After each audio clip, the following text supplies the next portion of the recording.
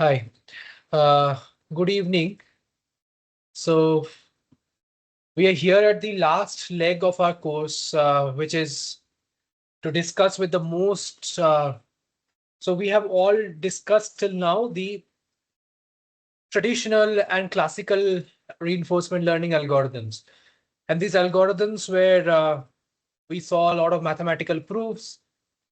We saw things like Q-learning. We saw things like TD0 with linear function approximation. We saw ODEs converging.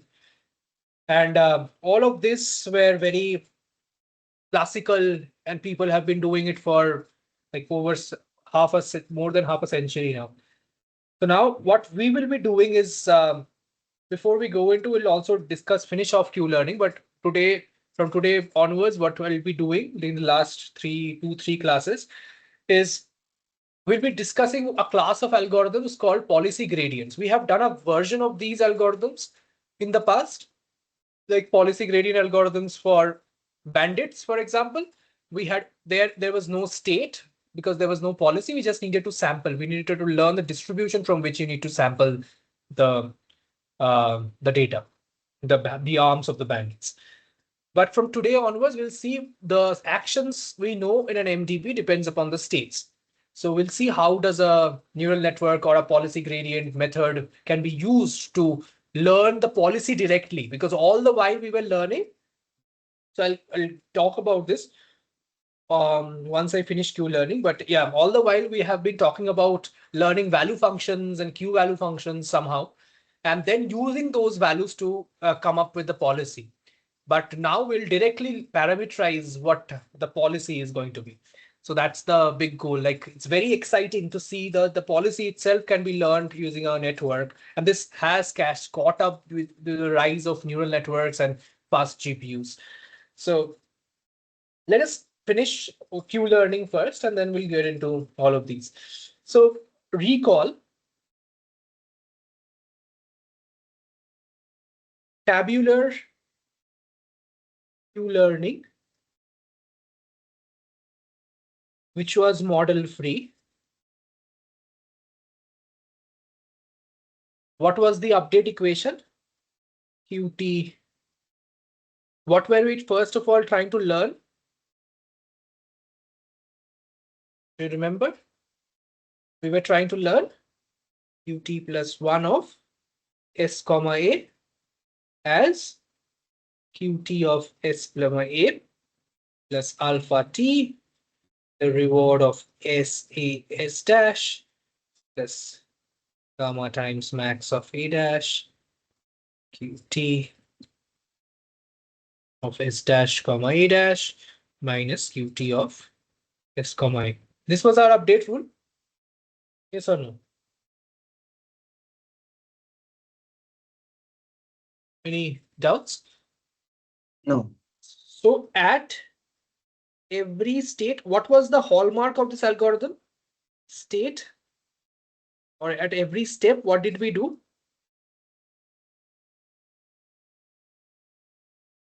We were performing a kind of sarsa where at every state we would observe the reward of the next state and choose the maximum reward of that we would get for an action.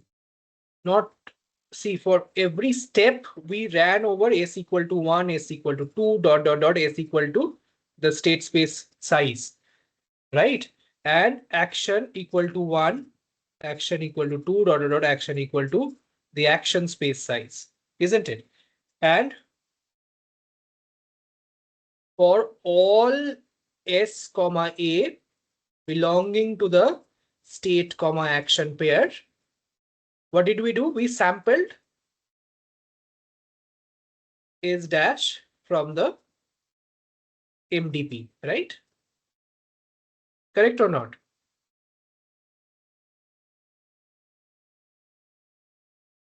And this entire process was one update, yes or no? Yes. So, and it was done for all steps for t equal to 1 to n, say, until convergence. Right? So what we were doing is we are taking, say, state 1, action 1.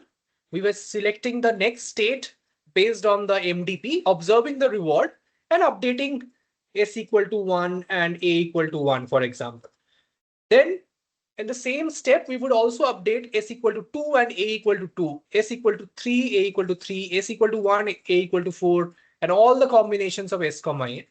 And we keep on doing that. Like in the model-free setting, we kept on updating for every state and action. And there was a this is why it was called the synchronous Q-learning, yes or no? Because there was no path involved here. So here we just wrote a for loop for the states and actions, and we just observed the next action. That's all we had done. There was no trajectory, nothing involved. Clear to everyone? Any questions? Then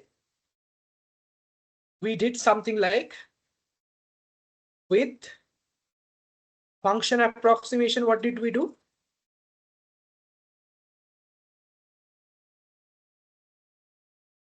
We said that q of s comma a can be written as phi q of s comma a transpose into w, right?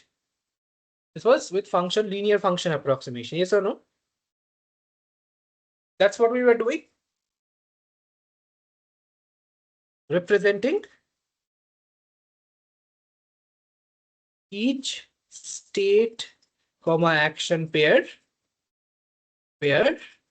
with its features. Okay, so this was a short recap.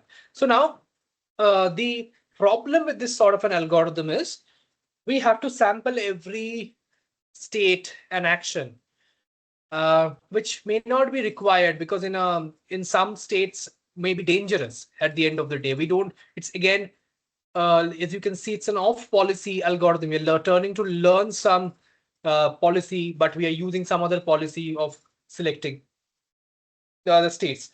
So, but if you are wanting to do something like an on policy asynchronous Q-learning, where you will be using the entire trajectory to update your Q-learning, we can do something like this, what we'll be discussing. So look at this equation that I have over here and note the key difference. The key difference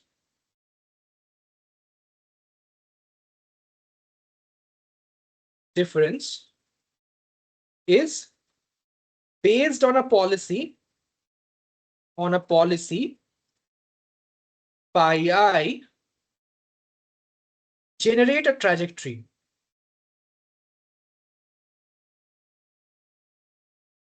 Trajectory as in S0, A0, reward of S0, A0, S1, S1, A1, R of S1, A1, S2.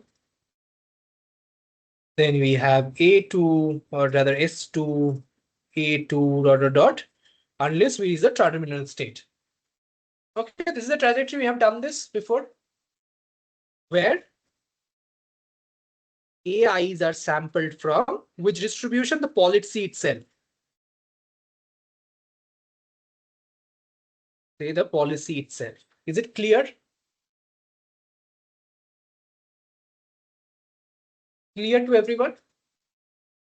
So all this while here, there was no indication of the policy. Do you see that? No action was selected based on policy. Do you see that? We did not select the action based on policy, right? Okay. So in this type of a asynchronous setting, we will update based on an entire trajectory itself, where we'll be selecting the action based on the trajectory, based on the policy. And once you do that, the equation virtually remains the same. You can clearly write down the same equation for the asynchronous Q-learning. So now, since we are sampling, you can also put in ST, AT, and so on. No problem here as well, because this is now asynchronous. AT, ST plus 1 plus gamma times max of A dash qt of st plus 1 dash minus qt of st comma at. Note, at is sampled from pi of st. For trajectories 1 to length and t ranging from 1 to or 0 to the length of each trajectory. Okay. So I'll just put in a loop here. Say we have an outer loop for trajectory t. This is trajectory. Trajectory equal to 1. Let us use trajectory to be tau. Tau trajectory equal to 1 to n. Say we have n trajectories, total trajectories.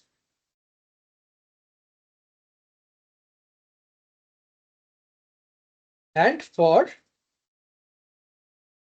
I equal to, or here in the smaller loop, I have t equal to 1 to the length of trajectory I.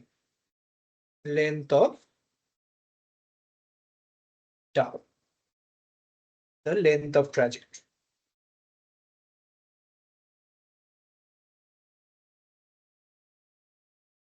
Clear to everyone? I can do this.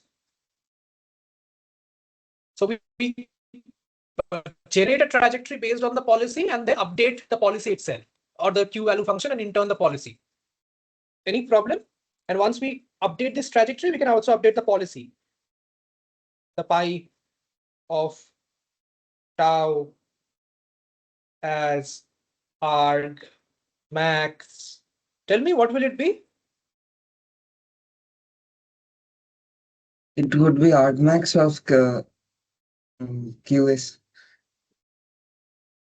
So Like we for can Q, you can actions, put a tau on the top as well, which trajectory you're updating. What will it be? Q tau of state comma action. Yes or no? Fine.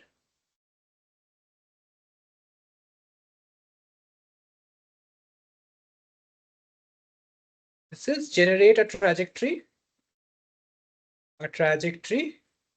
based on I tau. Is it fine? yes, sir. So we'll update the policy and then you can also choose an epsilon with a probability equal to epsilon and random with probability 1 minus epsilon. Or this is equal to epsilon and 1 minus epsilon, whichever you like. Fine. No problem.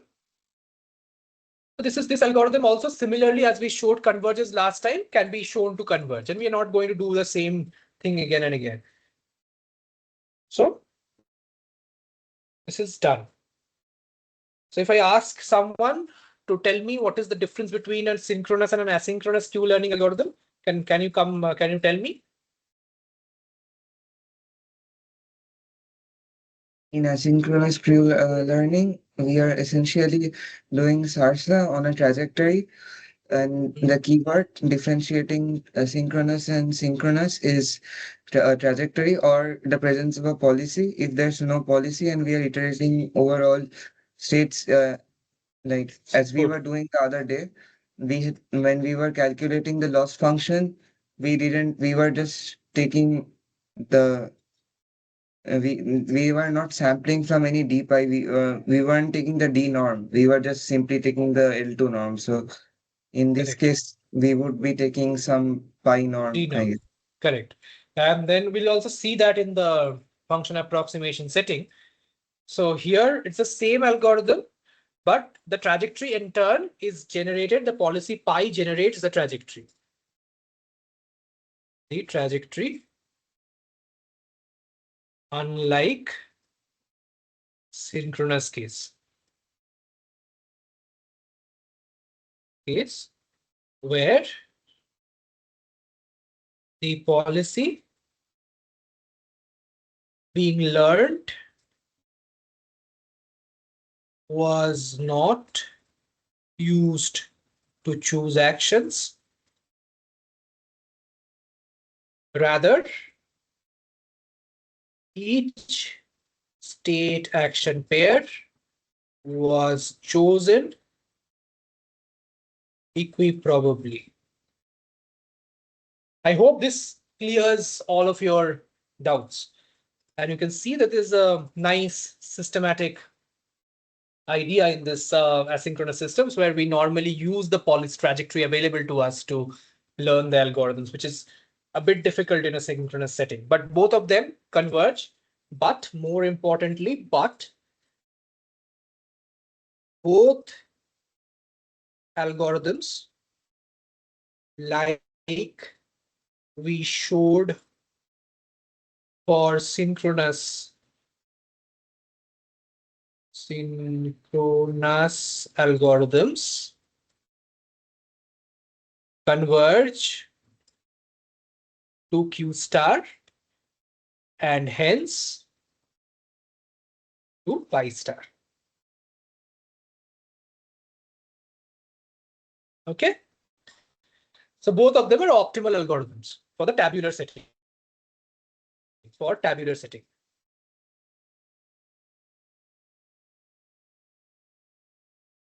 Setting only. For non-tabular setting, it like the TD0 algorithm, it could converge to some other point of the limiting OD, as we have seen it. But those are like nitty-gritties. The convergence is the most important thing. Similarly, let us discuss the algorithm with a linear function approximation setting. So recall what was our Q-learning, synchronous Q-learning.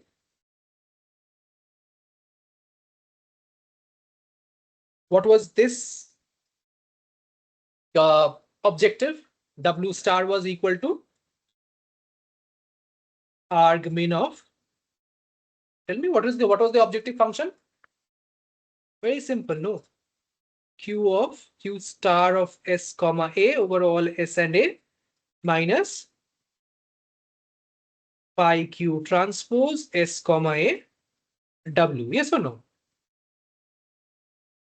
Yes. And we told that it was equiprobable, so we subdivided by this. Yes or no? We wanted basically mean square error. This is called mean square error minimization between actual and the predicted Q value. Questions? So now you tell me in an asynchronous setting, what will happen? We will see this in detail that it converges to the stationary distribution and so on. But first of all, first thing first, for a policy pi,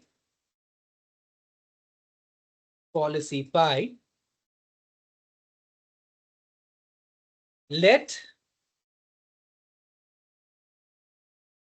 d pi, and let me write down, and mdp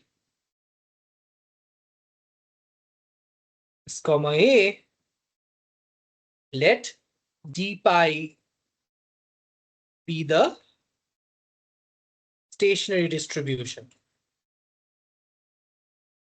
So we have not really done what is the stationary distribution. We have looked at it in Markov chains and we saw that stationary distributions are distribution that does not change over time. If you take one pass over the Markov chain, this distribution still remains the same. Basically, what we saw that it was the average time spent in a particular state, right? Because if you have a particular probability of being in a state, that's the time you spend in that state, right? If you run the Markov chain, keep on running it. That's what we saw. So therefore, we said that since the transition probability does not change, this is what we saw. Was the stationary distribution solution? Yes or no? Correct? This is the same P. And P pi is P pi of S star comma S is, can you tell me? What is it? Pi times, yes, pi times P, yes, P Yeah, dot, I think you guys have understood the trick here. The trick is whatever is conditioning is left, you just condition that rest of it, and the rest of it can be summed out. That's what you're all now. That's what I wanted to convey throughout the course. But yeah, this is nice. So here initially we know MDP in S comma A, and we are marginalizing out A, but S is still unknown. So S is conditioned. So that's P pi of S comma A. Fine. So this is all we have done this in great detail in the past. So now you tell me if you sample from a policy pi. So here you remember asynchronous again, S0, A0, reward of S0, A0, S1, S1, A1, and so on. What was AI sampled from? Pi of, yes or no? Right? So your loss function with respect to W, can I write this in this form? The expected value of the action being selected based on the policy S, and then Q of SA or Q star of SA minus the same thing. The linear function approximation, this is Q predicted of S comma A squared.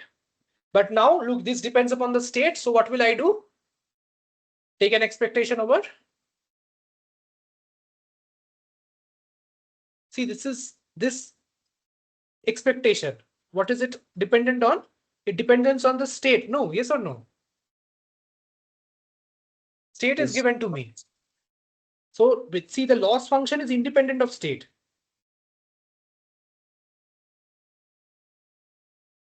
So this is how you should check if your equations are correct or not.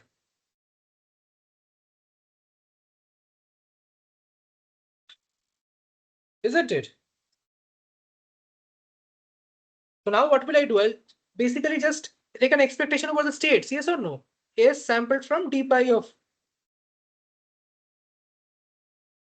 When I use the policy pi and sample in the Markov chain, I will be selecting states based on the based on this d pi distribution. Yes or no?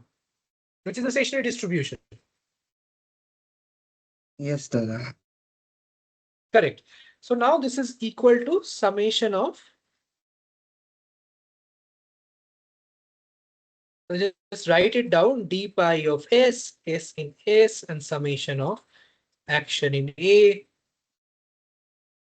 What is it? Pi of A given S, Q star of S comma A minus phi star Q S A W squared. Fine.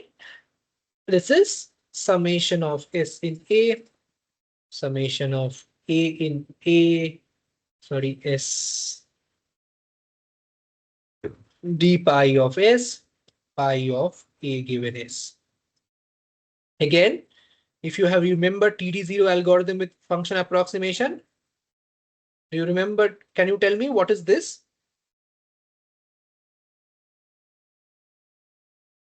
Nicely.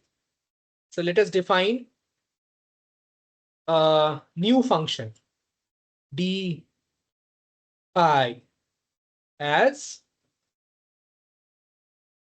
d pi of S1, pi of A1 S1, d pi of S1, pi of A2 S1, and so on. This is a S cross A cross S cross A matrix. Yes or no? Right? Yes, Dada. It's a diagonal matrix at the end of this. Just in a shorthand notation, this is d pi of S into pi of A comma S. So now this is what Norm, if you remember, this is just the Q star minus phi transpose Q W and d pi norm. Yes or no? Squared. Correct? This was, we have a matrix in between. So this is exactly like the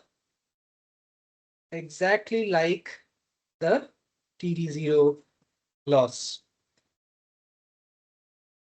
Fine. And hence it also converges. But the big point to note over here is, look at this equation that I have. I have two expectations, right? So now if I take the gradient of this, what will I get?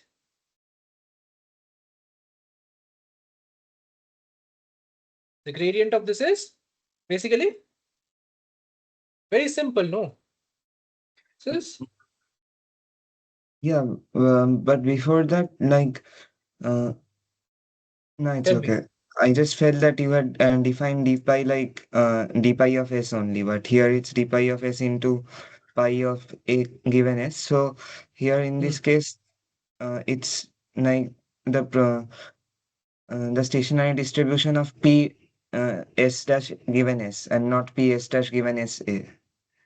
Correct. It's also, this is the arbitrary choice of D, and the stationary distribution still remains the same, but it's only for a Markov chain where actions do not come in. But this is an arbitrary choice with the norm being selected with the as the product, which may not be a distribution in itself. Okay, Ah, yes, because this is going to change, right? correct. It will depend on pi it also, Okay. but it would, the convergence would only depend on mostly the only on this. Okay, you are on the policy itself, because on the time you're spending at a particular state, comma action pair. So that's what it will be depending on. That's okay. That is what you're referring to. That is right. Yeah, got it. And here the loss function should be uh, like if you had the half there, Yeah, I'll then just add the half. yes, So this is going to be minus of d yes, Q, pi of x yes, given a say minus pi transpose is a w with the pi. phi of S, yes. Correct. If you had a neural network complete complex one, you would have just the gradient of that function. And we'll see that in the next class. Fine. So this is the loss function. So now again, see there's an expectation, right? This is again an expectation, yes or no? It's an expectation over S and A. And you have Q star of SA minus phi star of SA W. So this is, we are doing this step again and again, and to just let you understand. So once I have this, again, now what is the trick? If you recall, I'll just update W star WT plus 1 using SGD, yes or no? Yes. We do not need to compute the actual expectation, but only the whatever is there inside the expectation, because it's an unbiased estimator of the gradient. But this again, the next step is, what do? I will replace this Q star with a, what do I do? Replace this with expected value of R SAS dash plus gamma times max of A dash Q star of S dash A dash. Yes or no? This is the Bellman optimality equation. We're doing it for the infinite time, right? And we will replace, we'll say we do not know this star, but we know and by another estimator for it. S dash comma A. So now tell me, what would be the update rule?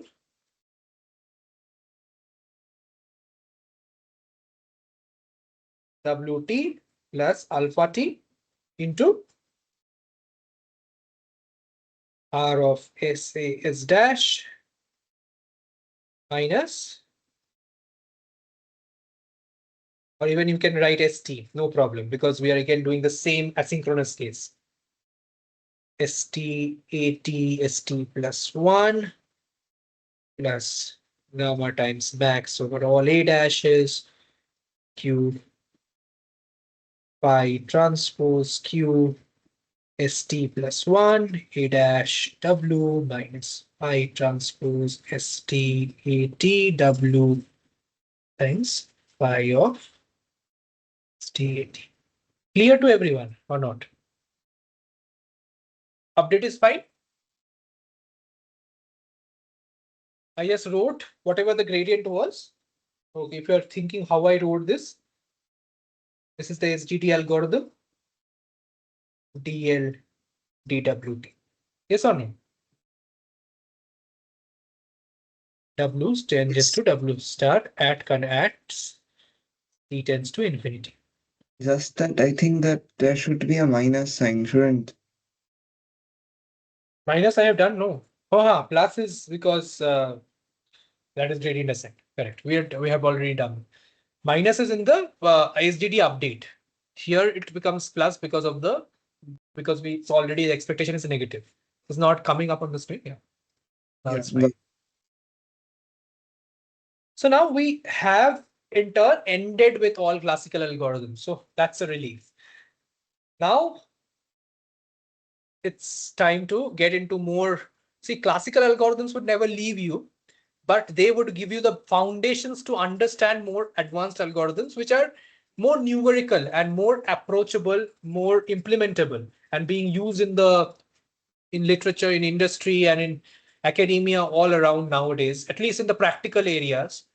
Because these algorithms, as neural networks are universal function approximators, and they're known to converge.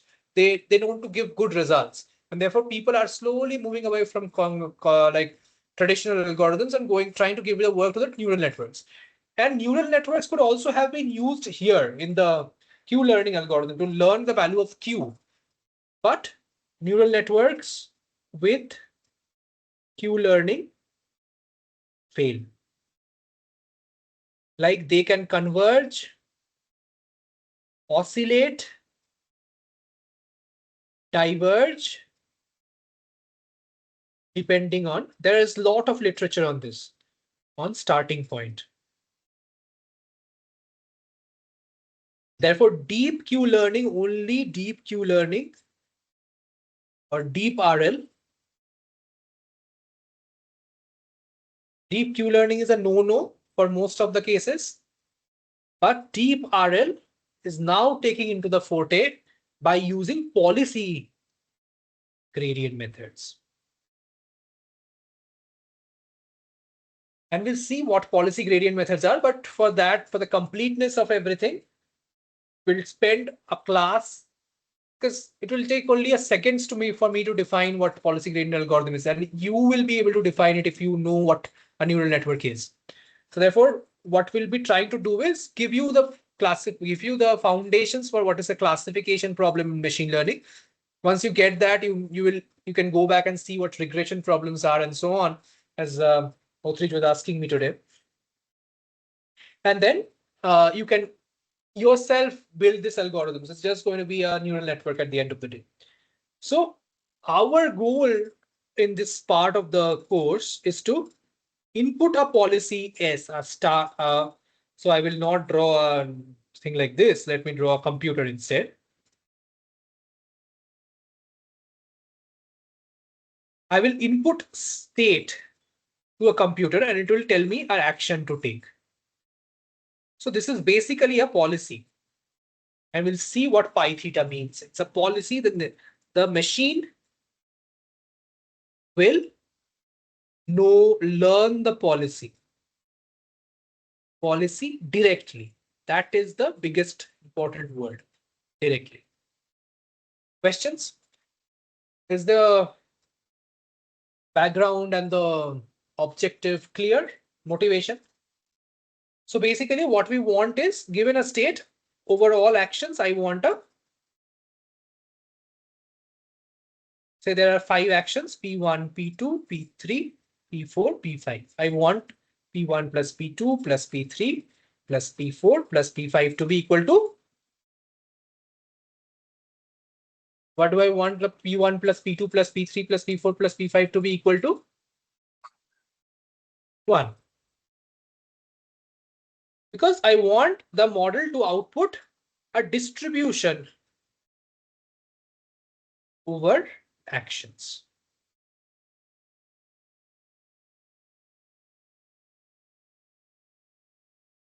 Fine. So this was the background. So what I'll do is, given the background, we'll try to understand how do we learn these distributions and let the model give these distributions. So for that, we will talk briefly about what are classification problems in machine learning. So machine learning, as we have been doing, reinforcement learning itself comes under the broad category of machine learning, which learns from rewards. As we have seen, agent learns from rewards. The other two categories, which I had briefly touched on and at least mentioned in the beginning of the course, was supervised and unsupervised. And we have done all of these in 2024 intro ML course. For GATE also. That is the entire GATE syllabus is there, and you can really master machine learning from that. So basically, we are not going to talk about unsupervised learning, but talk about supervised learning here. What supervised learning is, it is learning, training machines to learn from labeled data. Say, for example, I show you a character, handwritten character A, and I tell you it is A in the Unicode sequence. And I give you another handwritten character B, and I say it is in the Unicode sequence, this is B. The machine will learn this association. Machine learns this association. So that is like training the machine based on the available labels. So your model knows, your machine will take, your machine takes, as I was saying, an input and makes a prediction on the class. So say, for example, if it is class A, class B, or so on. So let's take an example.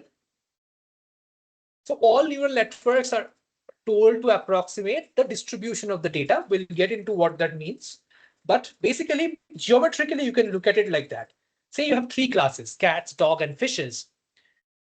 What neural networks try to do is, it tries to separate them out, draw a decision boundary, tell that this is fish, this is dog, and this is cat. Okay, clear? Questions?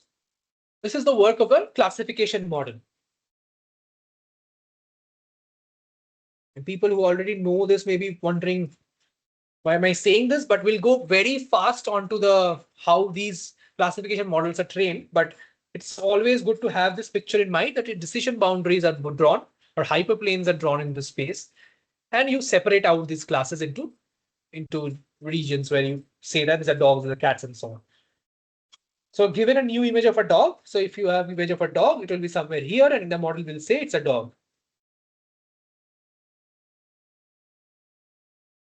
So that's the work of the model. So how to train these decision boundaries? So let us take a synthetic example now, and we'll be doing first what is known as a logistic regression problem. Say there are, in a logistic regression problem, what is there is you have 2 classes, class equal to 0 and class equal to 1. Okay, so this is, say that it is often called the negative class, and this is often called the positive class. Okay, so what we want to do is, first of all, we assume logistic regression assumes that the data is linearly separable. Logistic regression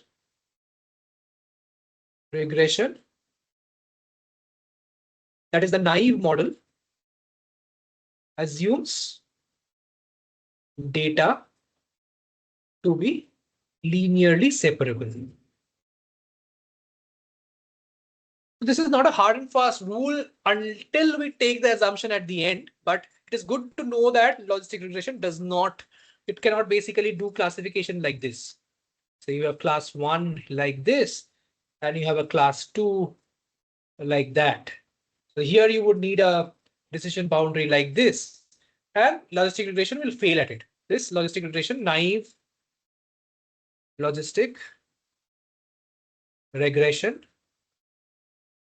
can't do. So, okay, so these are like, I took some detours, but these are not important currently. Let us look what is important. So say the data is linearly separable. So we want to learn a decision boundary like this. Right? Line. Say W transpose X plus B is the line. Or the hyperplane you want to learn. Okay. So we will be spending all our time on how we learn this hyperplane, right? So, okay.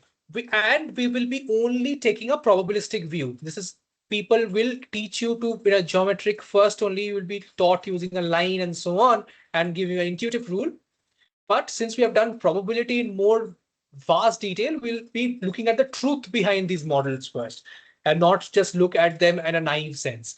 So let us define what the data set is. Data set is a collection of features and labels. So for example, in this, if this is a data set, what are the features? Can you tell me? What are the features I will be using? So xi's are the features. They can be in a d-dimensional space. What are the features in this example? Xi can be written as? For cat and dog, you're No, no, saying? no. This synthetic data set that I have drawn. X1, X2. Yeah, Correct. only X1, Correct. X2. X1 and X2 are the features for this data point I. Right. And Y is 0, comma, or 0 or 1. That is Y belongs to. Or you can write yi belongs to 0 or 1. Either of them it will be. So now what we want to do is we want to train a model, say a function f theta, which will take in an input x and output y. Okay. That is 0 or 1. Is the problem statement clear? A function we want to learn, say the function is f or f theta parameterized by parameters theta, and we will pass in xi, and this will tell me yi. Just spit out what is the label. Okay, fine. Problem statement clear? Now, to make it a probabilistic view, instead of predicting 0 or 1, not predict 0 or 1 directly. Rather, we have been doing probabilities all the while. Rather say, what is the probability of a class 1 given a data point x? Say this is P, say xi, pi, right? This is what we want to learn. And we will say that if this is, we will classify as 1 if pi greater than 0.5 and 0 as pi less than equal to 0.5, for example. We clear to everyone? If we learn probability, these are much more easier to learn. A lot of properties like entropy and so on. So you will be learning them eventually later on. But is this clear that what we are wanting to do? Okay. So again, we're not learning the labels directly. We're not telling 1, 0 directly, but we are saying, given the data and the model, we want to say what is the probability given the data and the model we want to know the probability of E in class 1. Questions? If there are no questions, can you tell me which of the distributions we learned in our course is y given xn distributed as and w?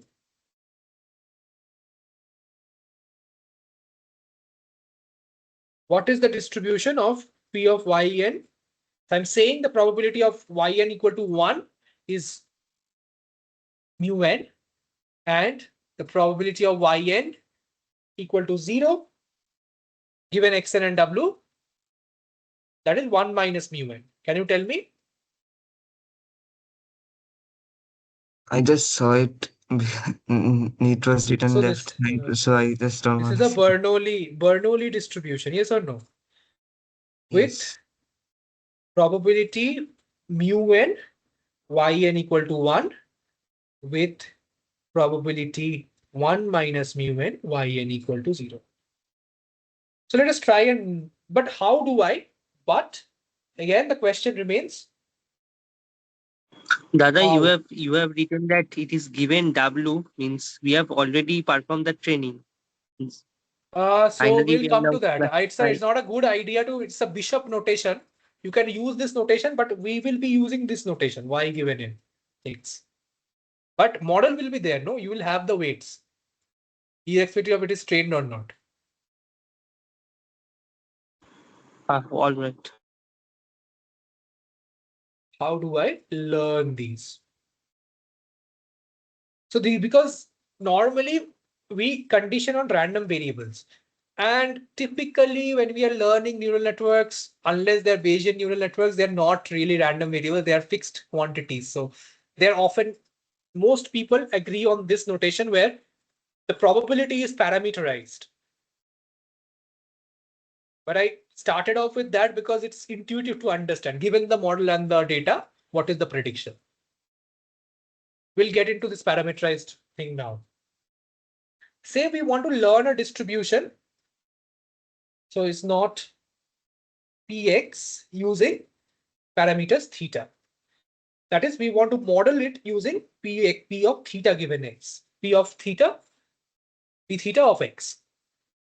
So this is called the maximum likelihood estimation property.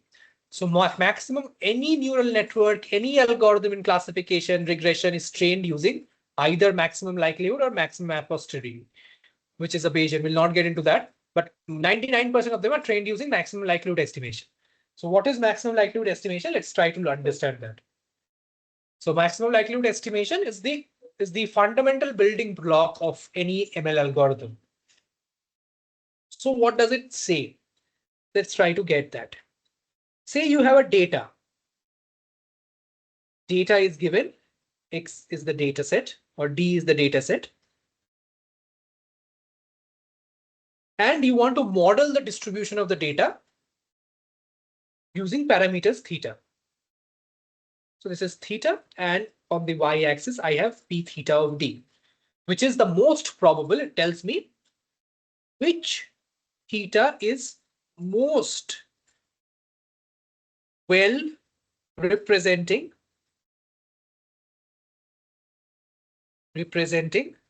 or fitting, where most well fitting the observed data. So here it is, this is the theta, right? The probability of this, under this theta, the probability of p theta of D, that is the how likely are you to observe this data set, is maximum. Correct?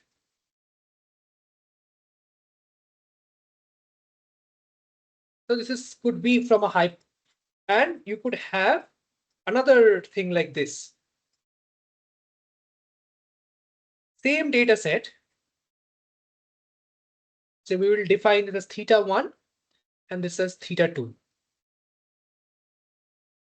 Can you tell me why are we having different Why did I draw two different probabilities here? Where is this difference coming from? Data set is fixed. What is the difference between these two? Like the parameters on which the probability depend, they can be multiple. So Correct. like Very good. say, so is this what we maximize in the hyperparameter tuning? Correct. Very good. P theta T P theta 1 or theta 2. And this is, that's a good observation.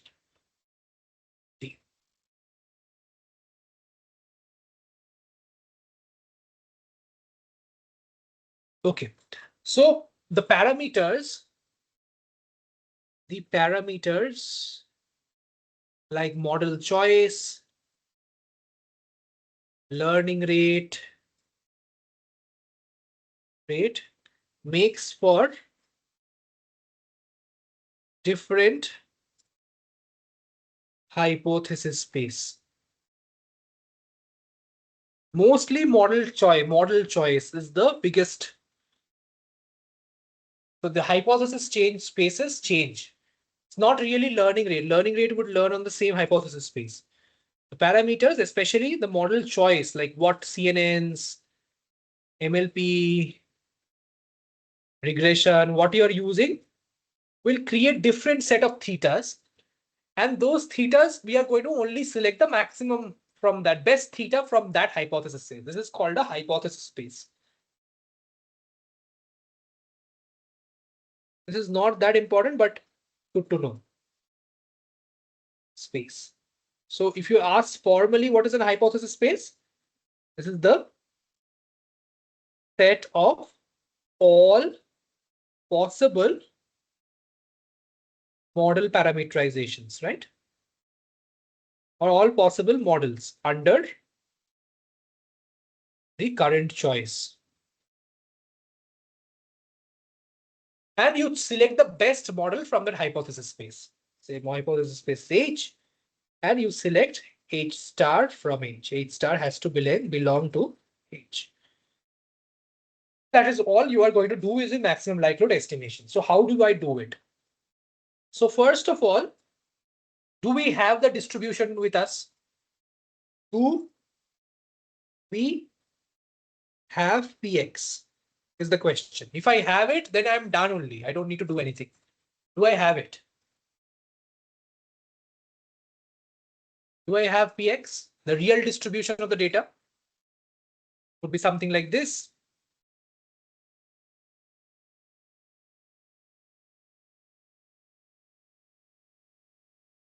Do I have the data distribution?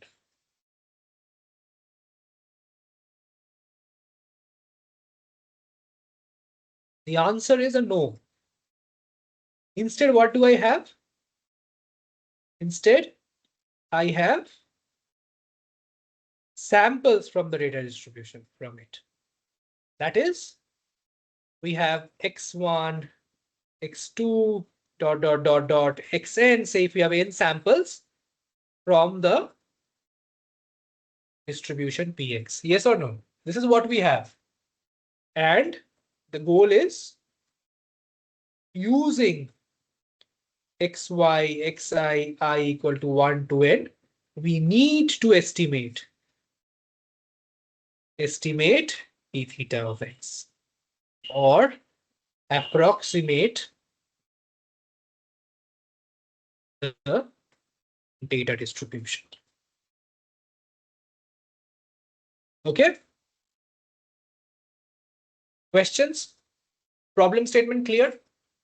See, the most important thing when you're learning is to understanding the question. If you're understanding the question, answer is very easy. The question clear? Okay. So we will assume Yes. xi's are IID from Px. So now all we want to do is tell me what do we want to do? P theta of x or the data set D, whatever you are telling me.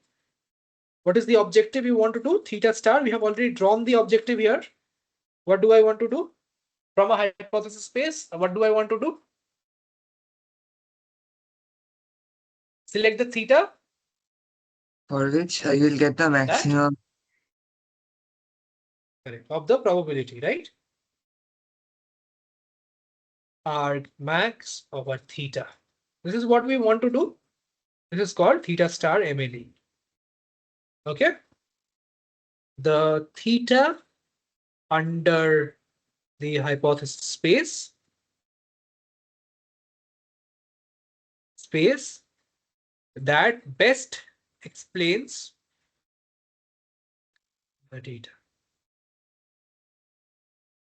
Clear? Now, once this is clear, this is the objective. See, the rest of it is a one-liner.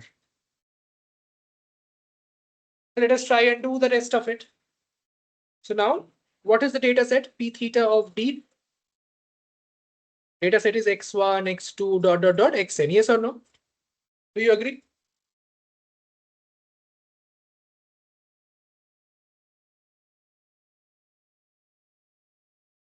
People who have taken my last year's course, that is the data set. And if this is the data set and I have taken an IID assumption, what can I do?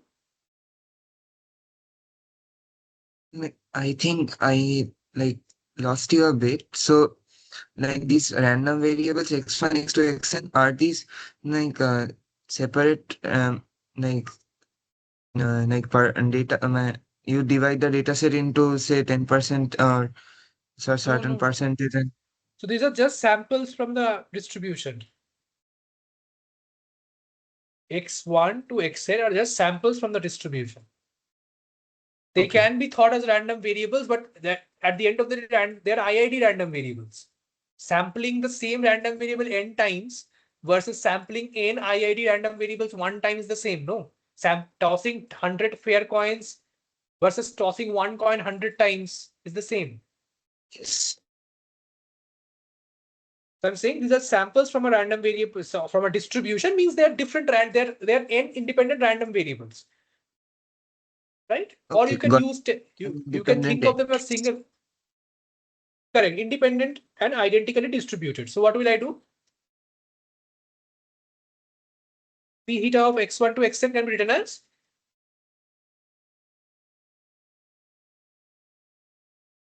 IIT. What can I write this as? P theta of xi equal to 1 to n. Yes or no? yes, because these are independent. Correct. Independent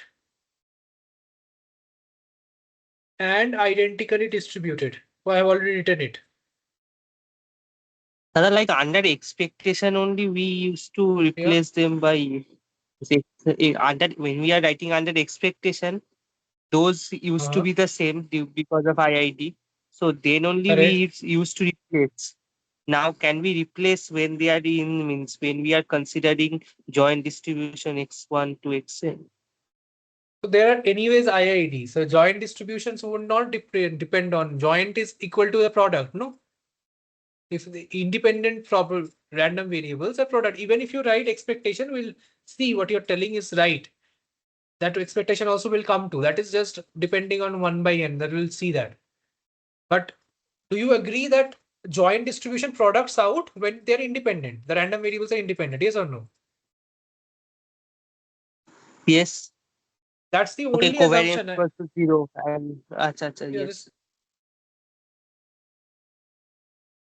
this is the only assumption. Joint will go to the product. Now, so this is our P theta of T. So now products are difficult in computers to work with. Rather than that, let's work with sums.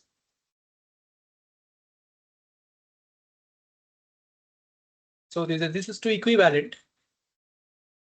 Since log x is a 1, 1 increasing function,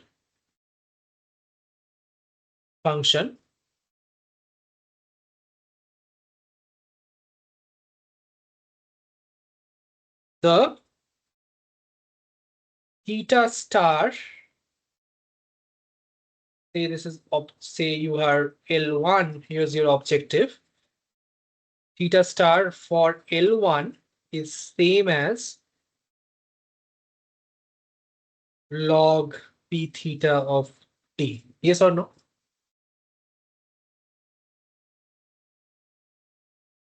It's an increasing function. Theta star of L1 has to be the same. So you recall the graph of log.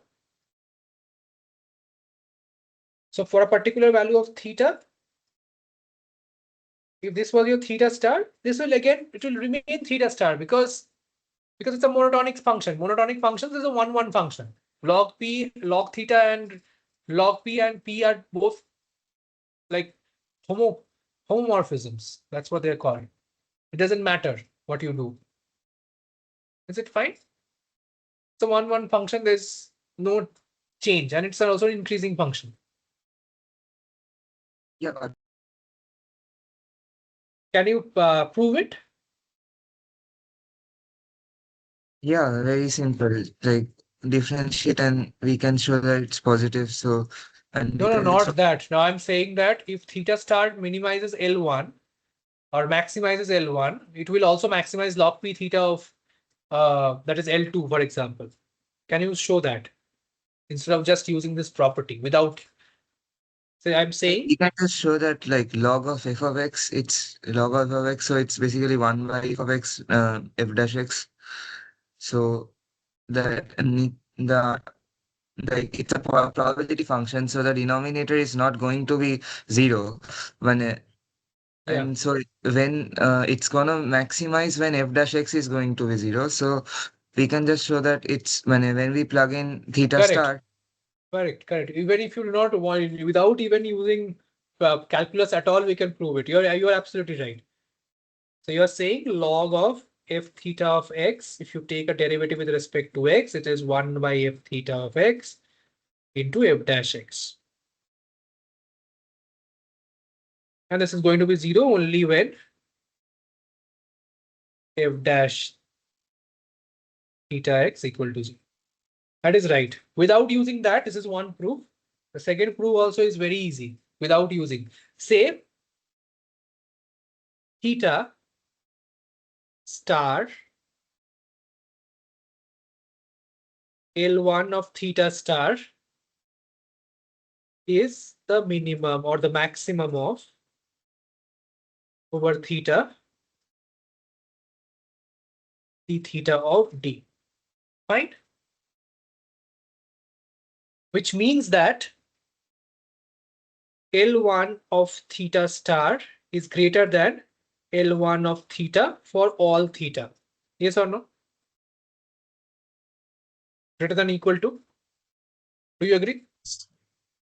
Yes. So now it's so simple, you see. So L1 of theta is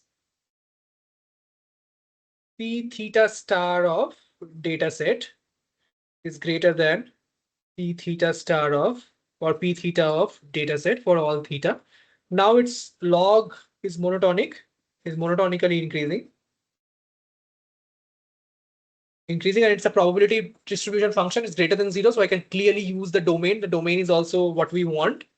So log P theta star of D is greater than equal to log P theta of D. Yes or no? Isn't this more elegant? Just a one-liner thing. Yes, no need to think about difference. Correct. It doesn't need, it's only from the first principle. Proved. Very nice.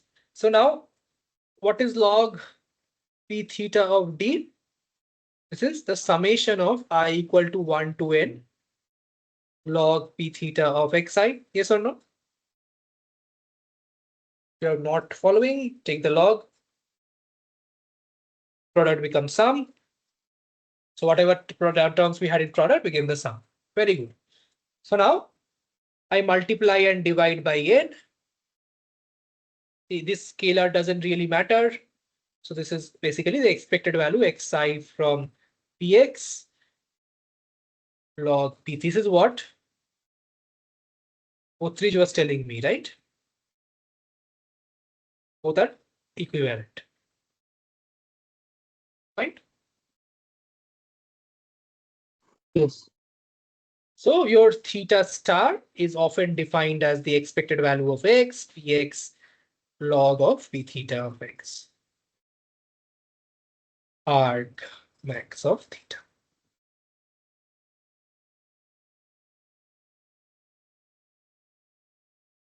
Fine. So now let us do an example. All this theory is beautifully motivated. Now let's do an example. Say x1, x2, xn are distributed by as Bernoulli theta. We are told to estimate theta using maximum likelihood estimation. First, tell me what is the probability of x1 equal to 1 or xi equal to 1?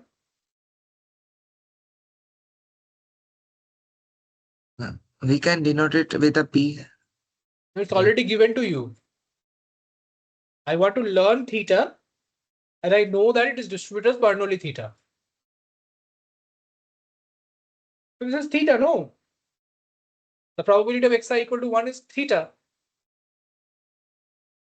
It's already given to me in the question. Yes. Yes. Xi equal to 0 is 1 minus theta. Yes or no?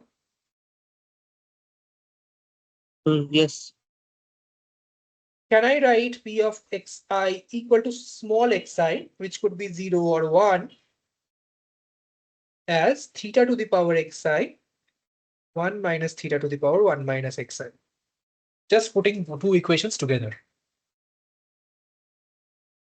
See, when xi is equal to 0, p of xi equal to 0 is equal to theta to the power of 0, 1 minus theta to the power 1 minus 0. It is equal to 1 minus theta.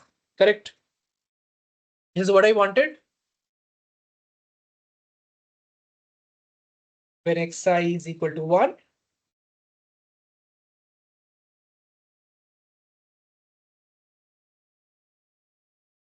questions?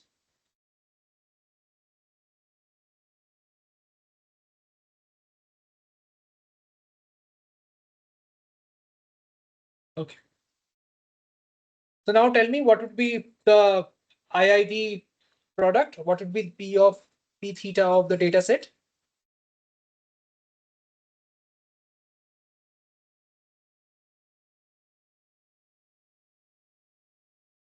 Or log P theta of the data set? Fast. I've already defined the distribution.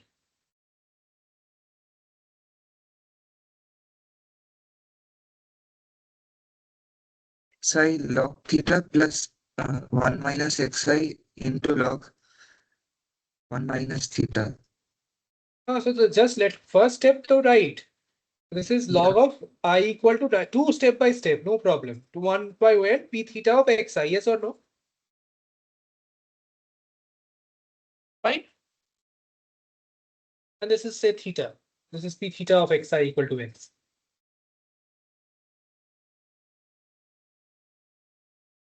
Fine. So now I can write this Yes. as log of I equal to 1 to n theta to the power xi 1 minus theta to the power 1 minus xi. The xi's are known to us, no? These have been given in the data. So now tell me which is equal to summation of I equal to 1 to n xi log theta plus 1 minus xi log 1 minus theta. Yes or no? This is what you are saying. Yes. So now find theta star. So I got this. So this is your loss of in terms of theta. Let us use it. Loss of theta is equal to summation of I equal to 1 to n xi log theta plus 1 minus xi log of 1 minus theta. Tell me what to do now. How to find theta star?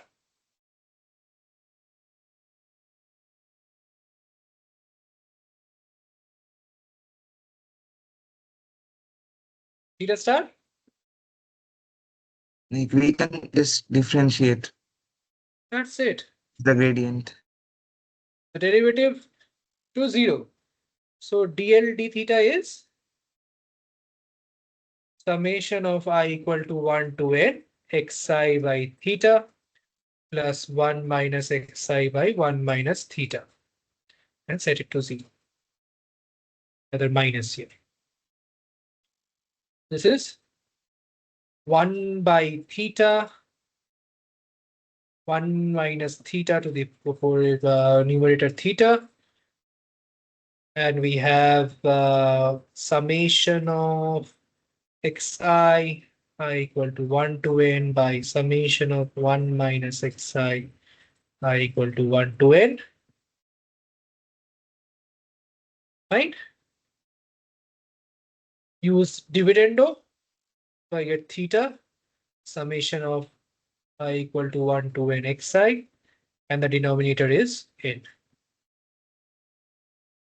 Clear? Basically, it's seeing how many times it landed heads, percentage of time. Yes or no? That's all it is. This is because these are 0 or 1. This seeing is basically empirical probability of a head or a positive outcome of the. Yes or no? So if I am giving you a series like this 1 1 0 0 0 0 0 1, and if I tell you what is the Bernoulli distribution it is being sampled from, you will say that from the data I can only see 3 by 9 or 3 by 8, p equal to 3 by 8. Yes or no? So Bernoulli 3 by 8 distribution. This is what you will say. That's your best guess about the data, isn't it? Out of Yeah, 8, like, 8 you have 3 heads. Yeah, tell me. yeah. Even with the naive probability approach, we'll say that it's 3/8. Yes, that's what it is matching to be. That's the and by say it's the estimator of the theta. So okay, fine. We have understood how to do MLE estimation. So now we will, in the previous course, we have done it in extensive detail. Please go and try and solve some questions on MLE and things like that. So now all we have to do is we have to learn this Bernoulli distribution somehow. Let us try and learn how to do that. Now, remember, the first thing is writing down the p theta of d. Binary classification.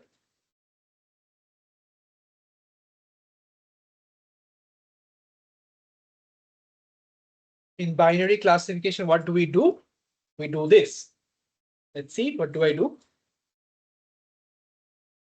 So again, p theta of y equal to 1 given x is, or say the nth data point, we want it to be mu n. Yes or no?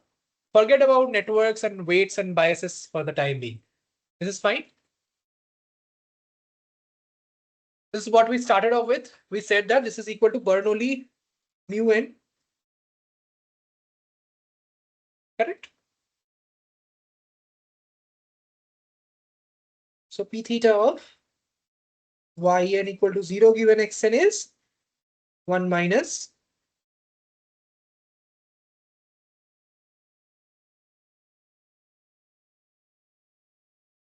fine. Yes or no? We'll wait. So depending on the value of x, the features, I will give a probability of if it is in the what is the probability of being in the positive class. Should I go ahead? Yes. So now tell Yes. me, so what is p theta of yn equal to y given xn? So again, y can be between 0 and 1 or 0 or 1. We have done this just now. Yes, it's un to the power xn, Into UN y. Yeah, sorry. Xn is the features. These are features. Sorry. Last time we were sampling XN, so I didn't think I properly said.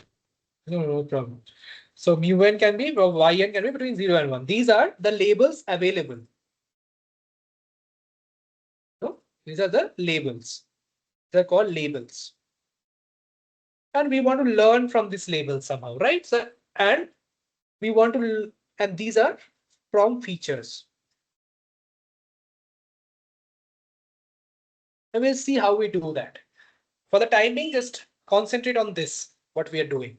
So now, again, log p theta of the data set is the product of p theta of xi, yi, I equal to 1 to n, because we are not only having x, but also y, isn't it? That's the entire data set. It will be product of x and y's together. No problem. You can think of x and y as a single x also if you're not comfortable. This is fine. Your data set is a list of features which is in d-dimensional space and labels. Understood? So the probability, yeah, the probability would be for both of them together, the joint probability. So how can I write this? I can write this as p theta of yi given xi into probability of, yes or no? Clear?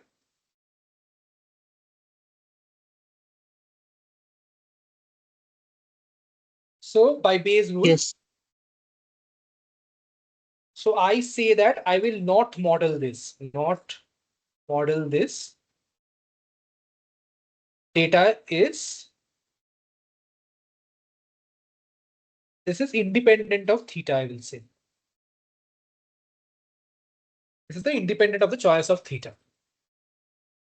So therefore, if it is independent of choice of theta in optimization, it will not be used. Therefore, it is equivalent to writing I equal to 1 to n p theta of yi given xi. So now this is equivalent to writing I equal to 1 to n mu n to the power yn 1 minus mu n to the power 1 minus mu n. Therefore, log of p theta of this theta is the summation of I equal to 1 to n mu n, sorry, yn log mu n plus 1 minus mu n log of 1 minus mu n. This is fine.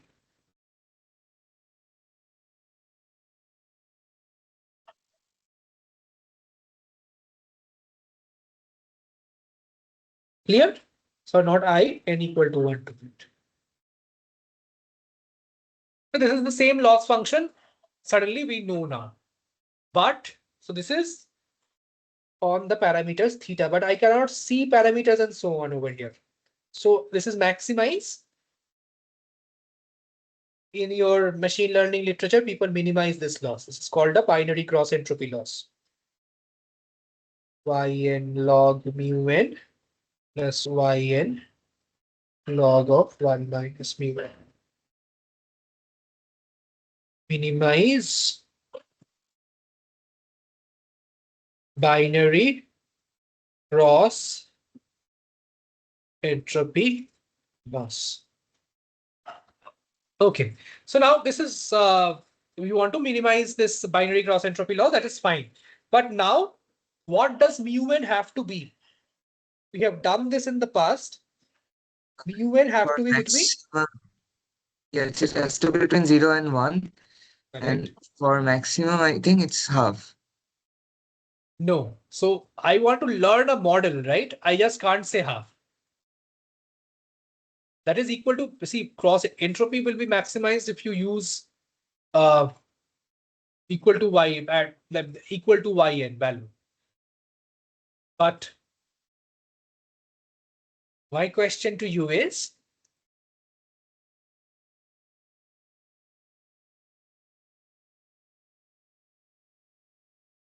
The idea is it should be between 0 and 1. So now how do I? So the intuition is when yn is equal to 1, mu n must be high. When yn is equal to 0, mu n should be low. Else, you see the log terms will grow to infinity. Yes or no? So that's what we want. So, but how do I set between mu n between 0 and 1? See, mu n must depend on what should depend on. So first part, the objective is found out. We found the objective function we found out. So we want to write mu n in some function theta of xn. Yes or no? Mu n must depend on features. Yes or no? See, for example, in our synthetic data, a lower value of x1 would say go to the positive class. Yes or no? It must depend on the features and not just make blind predictions. Do you agree? Yes. So what is the most simple model possible? It's just saying W transpose Xn.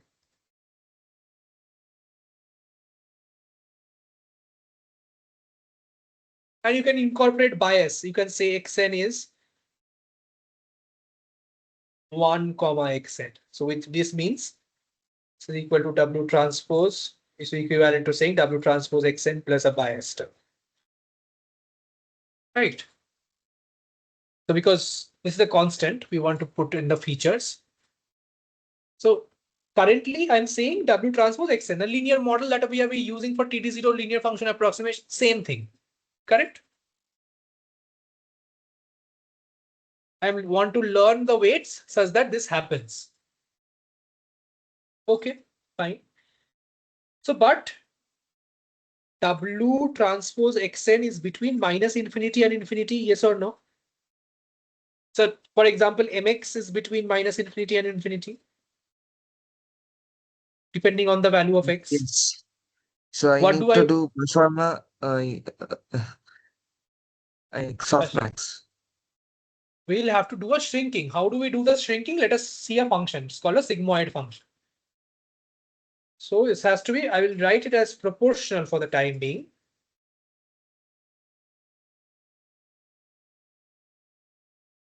This is equal.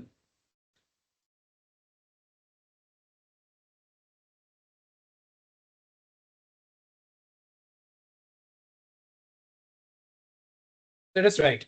So sigma of x is defined as 1 by e to the power of minus x. If I write this is called a sigmoid function.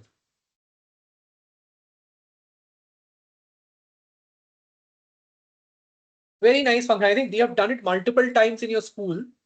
The behavior of this function.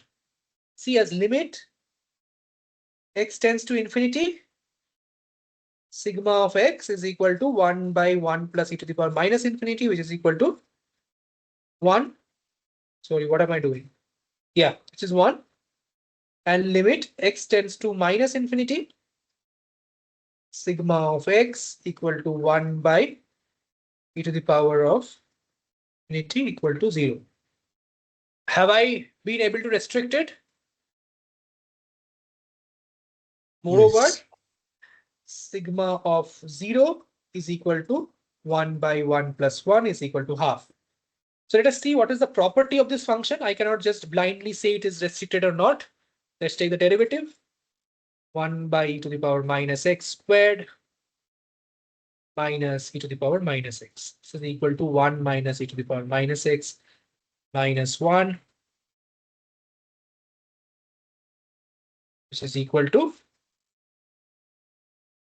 1 by 1 plus e to the power minus x minus 1 by 1 plus e to the power minus x whole square, which is equal to sigma x minus sigma x squared, which is equal to sigma x 1 minus sigma x. This is greater than 0. Yes or no? We have seen this is between 0 and 1.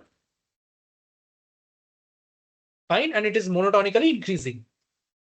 Therefore, we know the graph will look something like this. Asymptotes at 1 and 0, at minus infinity and infinity. Correct? Fine. So now I also know the function. So therefore, my objective function L theta, in our case, A log W, is going to be, tell me, n equal to 1 to n, yn log mu n plus 1 minus yn log of 1 minus mu n. Yes or no? Where mu n is equal to sigma of, tell me, W transpose xn and sigma of x or z is equal to 1 by 1 plus e to the power minus z. This is the objective. Questions? So we have defined the logistic regression. Now we'll define the gradient descent update. Questions?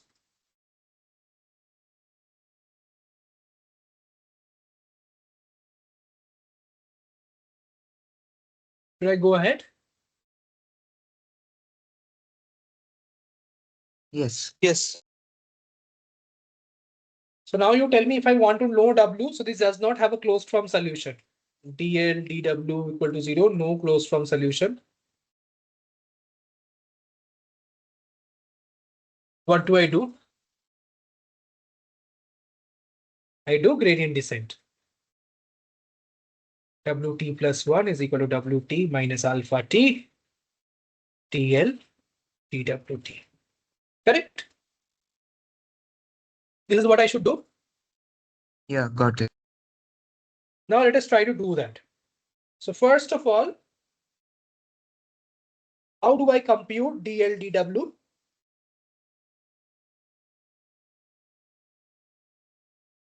Can I do something like this? dl d mu n d mu n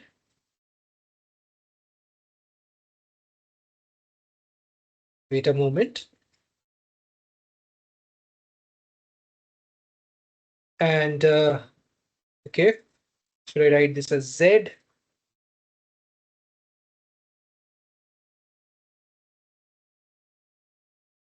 Where z is equal to W transpose xn. Okay, fine. D mu n dz and dz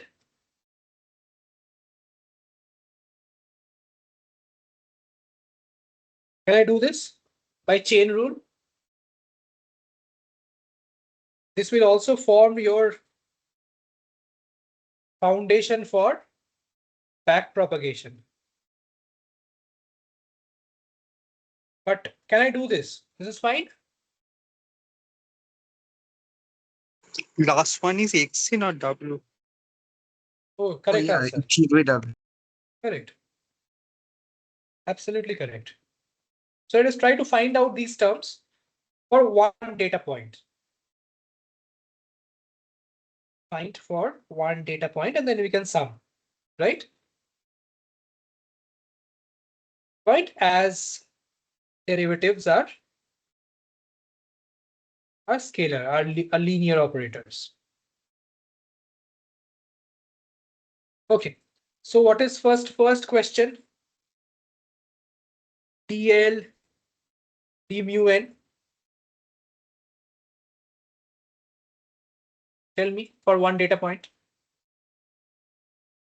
This is equal to minus yn by mu n minus 1 minus yn.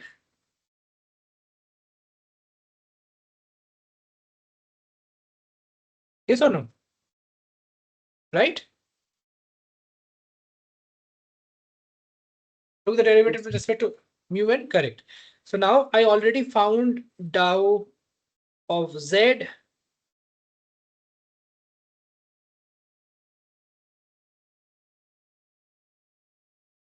dou of z or dou of mu n, dou of z. What is it? Just now we found that is sigma dash or x, yes or no? Same expression.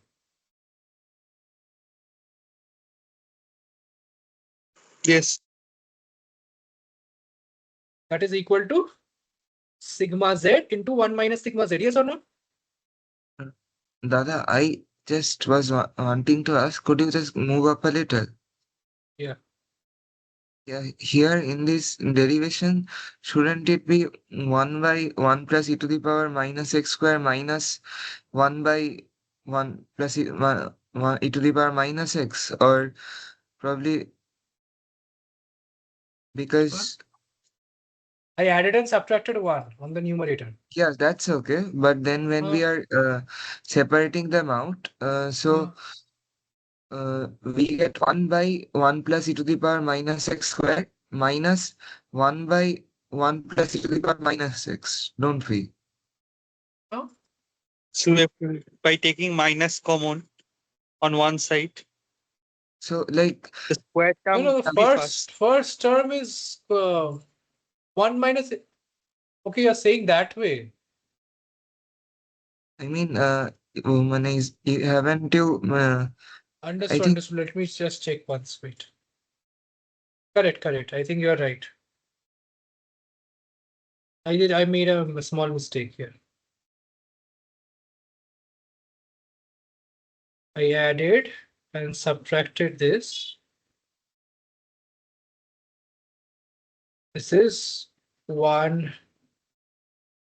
Or did I take the derivative correctly? No, I took the derivative wrong. No, yeah, like, it should be plus. yes, plus the minus and minuses would cancel, and so it would be simply e to the power. Same Yes, answer. I yeah, just wrote it wrong. It's the same. yeah, like, Derivative was wrong. anyways, yeah, 1 anyways, by dtx of 1 by x is 1 minus 1 by x squared. I just forgot to put the negative, but it's fine. I sort of yeah, remembered the next step somehow. Sorry for the confusion. That's correct. Yeah, this is fine. So this is mu of z is just mu n into 1 minus mu n. Yes or no? Correct. That's how we have defined it. Yes or no? yes. Fine. And the last is mu of z n by w, which is basically xn. Yes or no?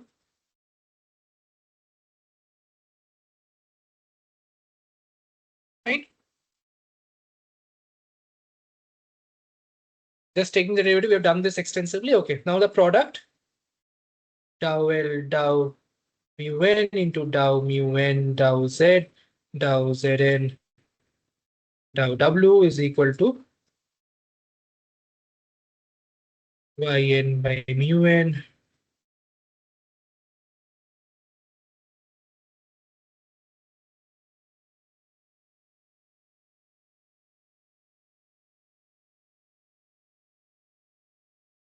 what will this be? See clearly, this will become yn 1 minus mu n minus 1 minus yn mu n xn, which is, see me this term mu n yn will cancel and you will be left with mu n minus yn xn. Yes or no? Right? So yes, your update rule would become wn plus 1 Where is my update rule? Yeah, WT plus 1 is equal to WT minus alpha t summation of I equal to 1 to n mu n minus yn x. Clear? No problem. This is the derivative. Why are we again writing minus here? Because the minus was included, no? I couldn't understand. No, the minus was included, or did I like? Was it not? That's what I'm asking. Which minus in the final expression? Yeah, I was asking that if the minus was included in the expression that we calculated. I lost it, I guess. Oh, the minus I included, no? Minus. Yeah, so that's what I was saying that so the minus is already included now. So then why are we then writing again minus in the last The expression? objective function is this, no? With a minus. Yeah, okay. Objective function is with a minus, so dn will have a minus, no?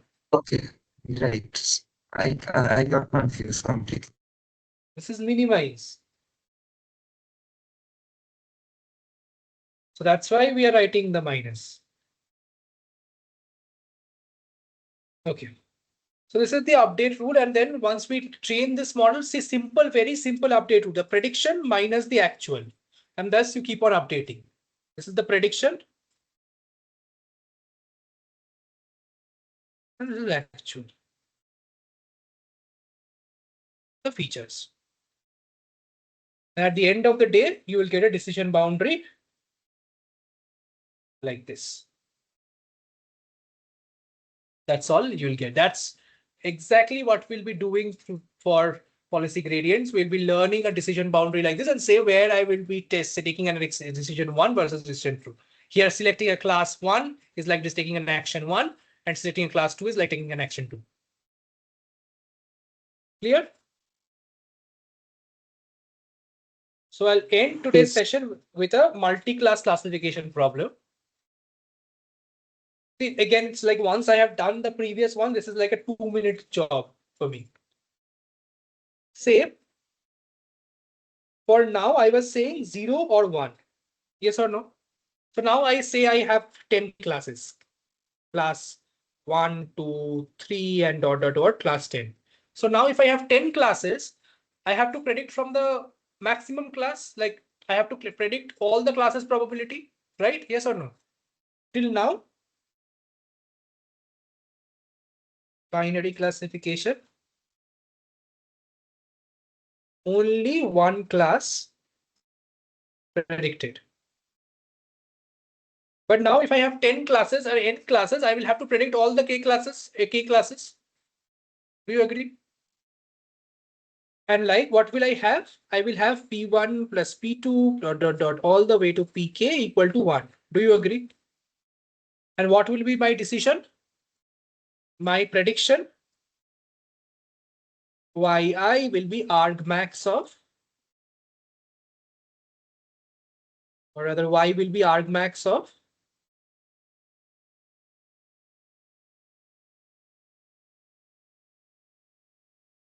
Pi.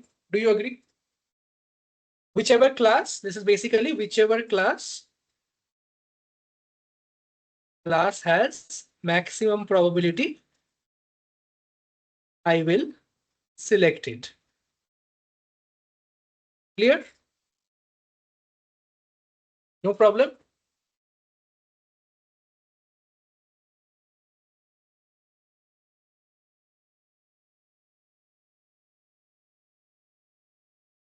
Can I go ahead?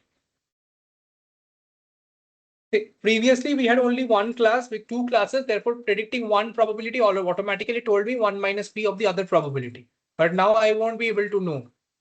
I will at least have to predict n minus 1 classes. So better predict all the k instead of choosing any n minus 1.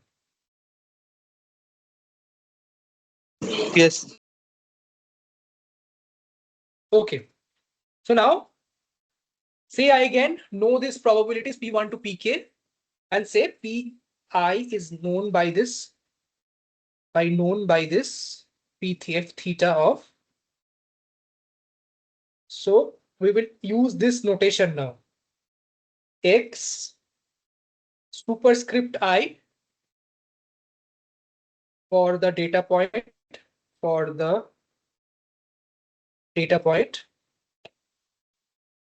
something like this for ith for the data point, ith data point,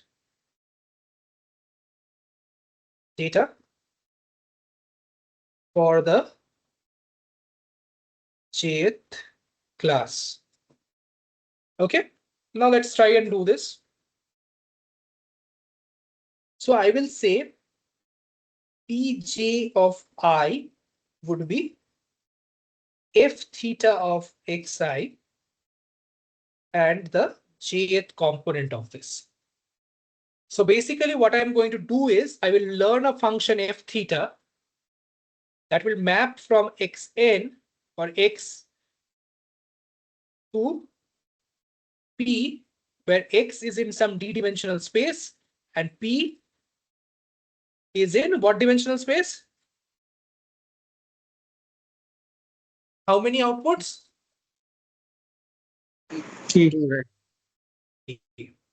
Sorry. So I will have, so this is something like this. You can draw it like this. So x1,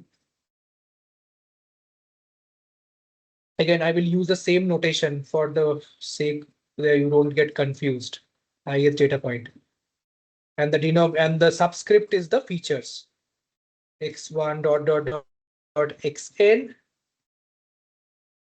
And you have P1, P2 dot en. So every one of these will take all these features. This is how a neural network is the first neural network you are learning today. And these will be outputting these values. So basically, can you write down these equations in a small form, in a linear case? Linear.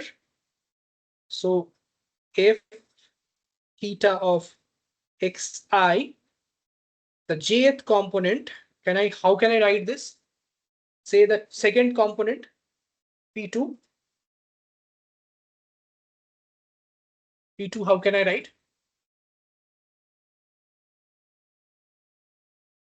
See, basically, it's very simple. W1, 2. Or rather, you can say 2, 1. W2, 2. W2n. Yes or no? We will take some weights and put it, use them to combine. So this is basically what? W, which layer? J1, X1 plus WJ2, X2 dot WJ n xn. Okay, this is basically WJ transpose for the ith data point, of course, xi. Do you agree? So you will have k of these weight vectors. So you will have a matrix instead of a vector now. So this is your W1, W2 dot WK. The transposes K cross N. Clear to everyone? This is your weight matrix for class 1, class 2, class K. Right? So now we are good to use probabilities directly. So basically your Y's would be your predictions. Your P's would be basically what? W into X. That's all. Your X is, I say end. So sorry, not n here. This is d-dimensional features. No, sorry. XD. D-dimensional features. So D cross N. So your predictions will also be D cross N. No, the K cross N, right? K cross N. So you have K. So your X is something like this. So X1 is one feature vector, one example, X2 dot Xn. So these are N training examples. This is T cross N dimensional space. Very good. So these are all the way you construct the probabilities. But again, say we know that we'll come to the how we get the probabilities. Again, this belongs to minus infinity to infinity. Can you tell me how do I go? How am I going to get it to 1? The probability of summation to be 1. So if I represent this as Yeah, for multi-class classification, we use Softmax. I know. But why? See, this is between minus infinity and infinity. Do you agree? Yeah, so we want it to be Be shrink to 0, positive. 1. First, correct. First of all, we want it to be positive, right? Do you agree? Yes. I couldn't First hear of all, you. I said we want it to be positive, first of all. So the probabilities Pj, say W transpose X, can we write this as e to the power of W transpose X? Proportional. Yeah, got it. That makes it positive, and then we can just take a probability of all of them, like just average them Correct. out, and we'll get Softmax. So proportionality I will replace by a proportionality constant, say alpha, or rather say M. So I sum over all Pj's, j equal to 1 to k. What should it be? 1, right? So M is equal to 1 by summation of e to the power of Wj transpose X, j equal to 1 to k. So therefore, the Pj's can be written as a softmax of Wj transpose X from j equal to 1 to n, 1 to k. Where, or the P is this, and Pj is basically e to the power of W transpose X summation of e to the power W transpose X j equal to 1 to k. Fine. Clear? So now I know the probabilities. So let us derive the objective function. Very simple now. So I say that p theta of y given xn is distributed as a multinomial distribution of p1, p2, pn or pk. Sorry. pk, where pj is basically e to the power of W transpose X n for the nth data point, say. Summation of e to the power of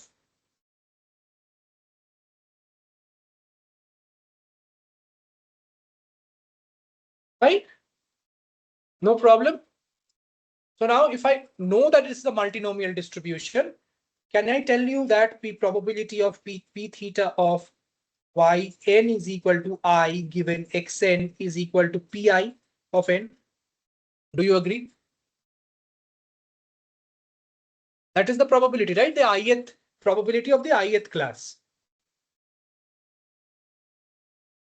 out of the k. Yes. So now again the same trick. Can I do this? P theta of yn is equal to some y given xn is equal to p1 of the nth data point to the power of y1, p2 to the power of y2 dot dot dot pk to the power of yk, where y1, y2 dot dot dot yk, again for the nth sample, is called a one-hot encoding. One-hot encoding. This is equal to 0, 0, 0, 1, 0, 0, 0. 1 corresponding to the correct class. Right? Questions? That's how that is equal to pi. You will get only the pi corresponding to the correct class if you take the power. Fine. Now tell me the loss function.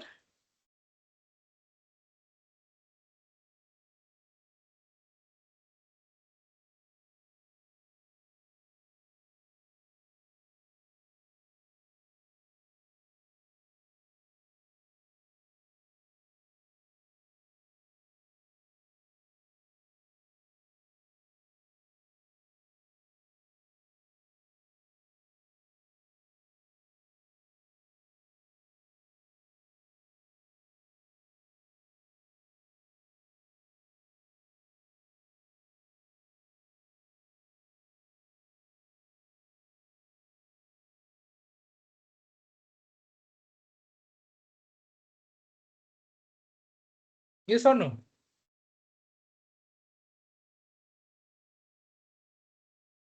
Fine. Therefore, W star is equal to argmin of W summation of one. I put a negative is maximize. Please, as a homework, find out the derivative of this. Find out the update rule. This is a very important thing to practice.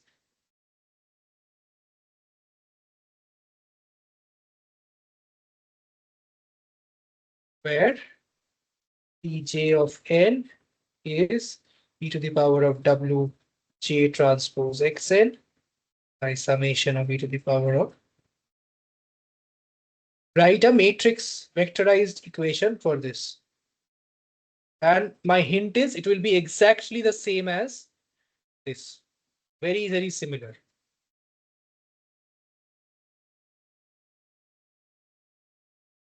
Homework, write the gradient descent updates.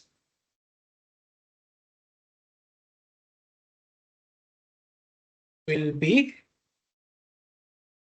like the binary classification. So any questions? So this is what I'll be using. So I'll be hoping you all know this. And then when I'll be saying I'm using a neural network or a one layer neural network, which I'll be showing next day to make predictions on the probabilities for actions. Basically, we'll do a softmax regression or a classification, multi-class classification. Any questions?